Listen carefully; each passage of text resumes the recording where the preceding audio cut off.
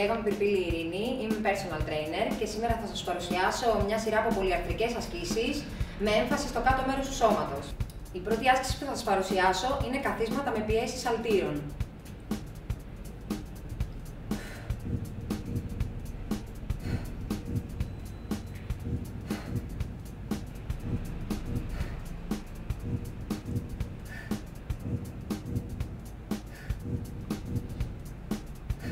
Συνεχίζεται για 15 επαναλήψεις.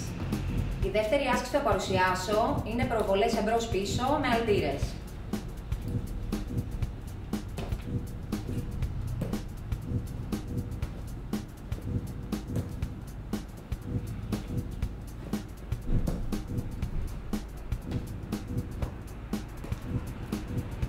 «12 και 12 για κάθε πόδι». Η επόμενη άσκηση που θα παρουσιάσω είναι τα sumo squat, θα χρησιμοποιήσουμε και το kettlebell με πρόταση ώμου.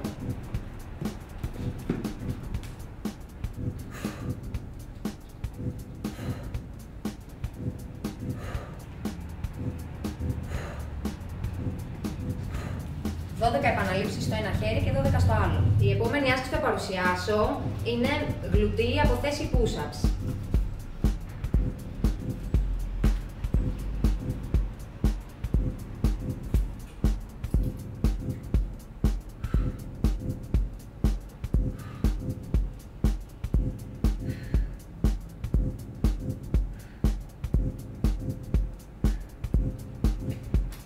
«15 επαναλήψεις από το ένα πόδι και 15 από το άλλο».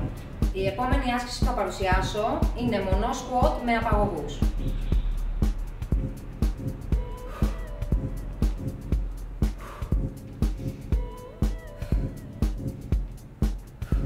«15 επαναλήψεις από το ένα πόδι και 15 από το άλλο».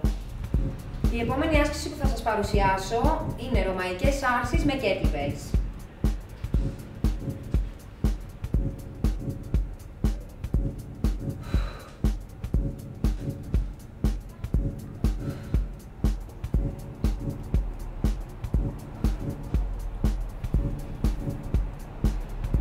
Συνεχίζεται για 15 επαναλήψεις. I found that sometimes